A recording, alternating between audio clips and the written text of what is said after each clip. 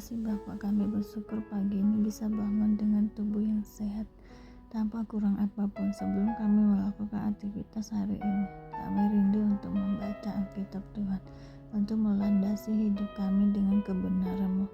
Oleh sebab itu kami semakin hari semakin berkenan di hadapan-Mu Tuhan. Urapilah setiap kami di dalam nama Tuhan Yesus. Amin. Ayat 36. Tujuan sengsara ialah pertobatan. Berkatalah Elihu selanjutnya, bersabarlah sebentar, aku akan mengajar engkau, karena masih ada yang hendak kukatakan demi Allah. Aku akan meraih pengetahuanku dari jauh dan membenarkan pembuatku, karena sungguh-sungguh bukan dusta perkataanku. Seorang yang sempurna pengetahuannya menghadapi engkau. Ketahuilah, Allah itu perkasa, namun tidak memandang hina apapun. Ia perkasa dalam kekuatan akal budi. Ia tidak membiarkan orang fasik hidup, tetapi memberi keadilan kepada orang-orang sengsara. Ia tidak mengalih pandangan matanya dari orang benar, tetapi menempatkan mereka untuk selama-lamanya di samping raja-raja atas tata, sehingga mereka tinggi martabatnya. Jikalau mereka dibelenggu dengan rantai, tertangkap dalam tali kesengsaraan, maka ia memperingatkan mereka kepada perbuatan mereka dan kepada pelanggaran mereka, karena mereka berlaku congkak, dan ia membukakan telinga mereka bagi ajaran dan menyuruh mereka berbalik dari kejahatan. Jikalau mereka mendengar dan takluk, maka mereka hidup mujur sampai akhir hari-hari mereka, dan senang sampai akhir tahun-tahun mereka. Tetapi jikalau mereka tidak mendengar, maka mereka akan mati oleh lembing dan binasa dalam kebebalan. Orang-orang yang fasik hatinya menyimpan kemarahan. Mereka tidak berteriak minta tolong kalau mereka dibelenggunya. Nyawa mereka binasa di masa muda, dan hidup mereka berakhir sebelum saatnya. Dengan sengsara ia menyelamatkan orang sengsara, dengan penindasan ia membuka telinga mereka. Juga engkau dibujuknya keluar dari dalam kesesakan, ke tempat yang luas bebas dari tekanan, ke meja hidanganmu yang tenang dan penuh lemak. Tetapi engkau sudah mendapat hukuman orang fasik sepenuhnya, engkau dicengkeram hukuman dan keadilan. Janganlah panas hati membujuk engkau berolok-olok, janganlah besarnya tebusan menyesatkan engkau.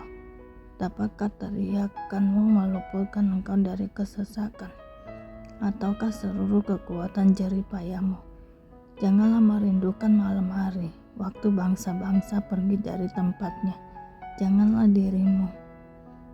Janganlah berpaling kepada kejahatan, karena itulah sebabnya engkau dicobai oleh sengsara. Sesungguhnya Allah itu mulia di dalam kekuasaannya. Siapakah guru seperti Dia? Siapakah akan menentukan jalan baginya? Dan siapa berani berkata engkau telah berbuat curang? Ingatlah bahwa engkau harus menjunjung tinggi perbuatannya yang selalu dinyanyikan oleh manusia. Semua orang melihatnya, manusia memandang dari jauh. Sesungguhnya Allah itu besar, tidak tercapai oleh pengetahuan kita. Jumlah tahunnya tidak dapat diselidiki. Ia menarik ke atas titik-titik air dan memekatkan kabut menjadi hujan yang dicurahkan oleh mendung dan disiramkan ke atas banyak manusia. Siapa mengerti berkembangnya awan dan bunyi gemuruh di tempat kediamannya? Sesungguhnya ia mengembangkan terangnya di sekelilingnya dan menudungi dasar laut. Karena dengan semuanya itu ia mengadili bangsa-bangsa dan juga memberi makan dengan berlimpah-limpah. Kedua tangannya diselubunginya dengan kilat petir, dan menurunnya menyambar sasaran. Pekik perangnya memberitakan kedatangannya, kalau dengan murka ia berjuang melawan kecurangan. Ayat 37. Kemuliaan Allah di alam semesta. Sungguh, oleh karena itu hatiku berdebar-debar dan melonjak dari tempatnya. dengarlah gegap gempita suaranya, guru yang keluar dari dalam mulutnya. Ia melepaskannya ke seluruh kolong langit dan juga kilat petirnya ke ujung-ujung bumi. Kemudian suaranya menderu, ia menguntur dengan suaranya yang megah. Dia tidak menahan kilat petir bila suaranya kedengaran. Allah menguntur dengan suaranya yang mengagumkan. Ia melakukan perbuatan-perbuatan besar yang tidak tercapai oleh pengetahuan kita. Karena kepada salju ia berfirman, jatuhlah ke bumi, dan kepada hujan lebat dan hujan deras, jadilah deras. Tangan setiap manusia diikatnya dengan dibubuhi materai agar semua orang mengetahui perbuatannya. Maka binatang liar masuk ke dalam tempat persembunyiannya dan tinggal dalam sarangnya. Taufan keluar dari dalam pembendaharaan dan hawa dingin dari sebelah utara. Oleh nafas Allah terjadilah es dan permukaan air yang luas membeku. Awan pun dimuatinya dengan air dan awan memancarkan kilatnya. Lalu kilatnya menyambar-nyambar ke seluruh penjuru menurut pimpinannya untuk melakukan di permukaan bumi segala yang diperintahkannya. Ia membuatnya mencapai tujuannya baik untuk menjadi pentung bagi isi buminya maupun untuk menyatakan kasih setia. Berilah telinga kepada semuanya itu, hai Ayub. Diamlah dan perhatikanlah keajaiban-keajaiban Allah. Tahukah engkau bagaimana Allah memberi tugas kepadanya dan menyinarkan cahaya dari awannya? Tahukah engkau tentang melayangnya awan-awan, tentang keajaiban-keajaiban dari Yang Maha Tahu? Hai engkau yang pakaiannya menjadi panas, jika bumi terdiam karena panasnya angin selatan, dapatkah engkau seperti dia menyusun awan menjadi cakrawala keras seperti cermin tuangan? Beritahukanlah kepada kami apa yang harus kami katakan kepadanya. Tak ada yang dapat kami paparkan oleh karena kegelapan. Apakah akan diberitahukan kepadanya bahwa aku akan bicara? Pernahkah orang berkata bahwa ia ingin dibinasakan? Seketika terangnya tidak terlihat karena digelapkan mendung. Lalu angin berembus, maka bersihlah cuaca. Dari sebelah utara muncul sinar keemasan. Allah diliputi oleh keagungan yang dahsyat, yang maha kuasa, yang tidak dapat kita pahami. Besar kekuasaan dan keadilannya. Walaupun kaya akan kebenaran, ia tidak menindasnya. Itulah sebabnya ia ditakuti oleh setiap orang yang menganggap dirinya mempunyai hikmat tidak dihiraukannya. Matius 13 ayat 1-30. Perumpamaan tentang seorang penabur. Pada hari itu keluarlah Yesus dari rumah itu dan duduk di tepi danau. Maka datanglah orang banyak berbondong-bondong lalu menggerumuni dia, sehingga ia naik ke perahu dan duduk di situ, sedangkan orang banyak semuanya berdiri di pantai. Dan ia mengucapkan banyak hal dalam perumpamaan kepada mereka. Katanya, adalah seorang penabur keluar dari menabur. Pada waktu ia menabur, sebagian benih itu jatuh di pinggir jalan, lalu datanglah burung dan memakannya sampai habis.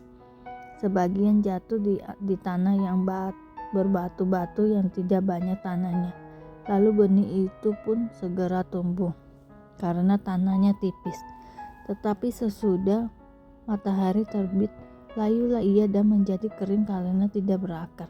Sebagian lagi jatuh di tengah semak duri, lalu makin besarlah semak itu dan menghimpitnya sampai mati.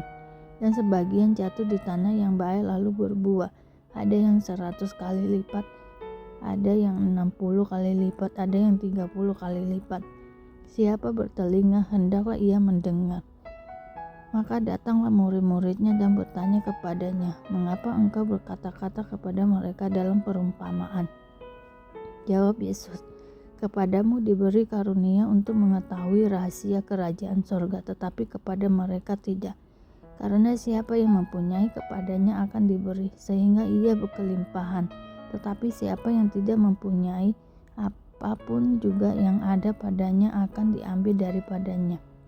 Itulah sebabnya aku berkata-kata dalam perumpamaan kepada mereka, Karena sekalipun melihat mereka tidak melihat, dan sekalipun mendengar mereka tidak mendengar dan tidak mengerti. Maka pada mereka genaplah nubuat Yesaya yang berbunyi, kamu akan mendengar dan mendengar, namun tidak mengerti, kamu akan melihat dan melihat, namun tidak menganggap. Sebab hati bangsa ini telah menebal, dan telinganya berat mendengar, dan matanya melekat tertutup, supaya jangan mereka melihat dengan matanya, dan mendengar dengan telinganya, dan mengerti dengan hatinya, lalu berbalik sehingga aku menyembuhkan mereka. Tetapi berbahagialah matamu karena melihat, dan telingamu karena mendengar.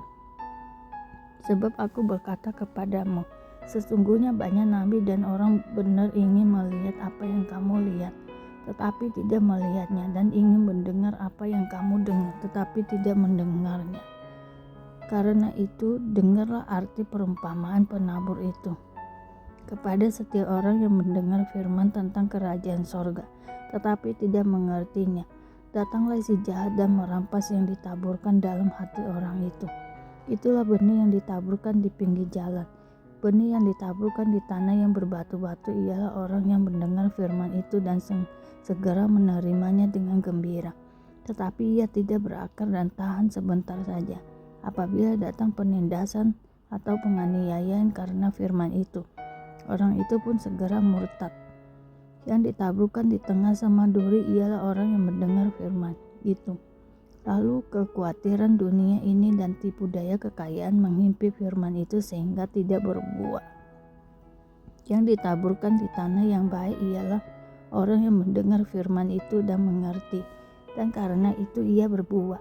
Ada yang 100 kali lipat, ada yang 60 kali lipat, ada yang 30 kali lipat. Perumpamaan tentang lalang di antara gandum.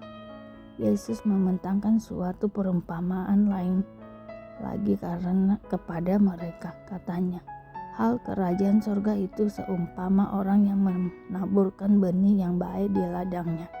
Tetapi pada waktu semua orang tidur, datanglah musuhnya menaburkan benih lalang di antara gandum itu, lalu pergi. Ketika gandum itu tumbuh dan mulai berbulir, nampak juga lalang itu. Maka datanglah hamba-hamba Tuhan ladang itu kepadanya dan berkata, Tuhan, bukankah benih baik yang Tuhan taburkan di ladang Tuhan? Dari manakah lalang itu? Jawab Tuhan itu, seorang musuh yang melakukannya. Lalu berkatalah hamba-hamba itu kepadanya, jadi maukah Tuhan supaya kami pergi mencabut lalang itu? Tetapi ia berkata, jangan, sebab mungkin gandum itu ikut tercabut pada waktu kamu mencabut lalang itu. Biarkanlah keduanya tumbuh bersama sampai waktu menuai. Pada waktu itu aku akan berkata kepada para penuai, kumpulkanlah dahulu lalang itu, dan ikatlah berbekas-berkas untuk dibakar. Kemudian kumpulkanlah gandum itu ke dalam lumbungku. Terima kasih Bapak. Mari kita berdoa. Bapa kami yang di surga, dikuduskanlah namamu, datanglah kerajaanmu, jadilah kehendakmu di bumi seperti di surga. Berikanlah kami pada hari ini makanan kami yang secukupnya, dan ampunilah kami akan kesalahan kami, seperti kami juga mengampuni orang yang bersalah kepada kami. Dan janganlah membawa kami ke dalam pencobaan, tetapi lepaskanlah kami daripada yang jahat, karena Engkaulah yang punya kerajaan dan kuasa dan kemuliaan sampai selama-lamanya. Terima kasih Bapak, terima kasih Engkau sudah mengingatkan kami hari ini membaca Alkitab, dan kami selalu bersyukur atas apapun yang Tuhan berikan dalam hidup kami. Engkau tidak pernah meninggalkan kami ya Bapak. Hidup kami akan senantiasa berkecukupan di dalam-Mu. Di dalam nama Tuhan Yesus kami berdoa dan mengucap syukur. Amin, amin. Tuhan Yesus memberkati.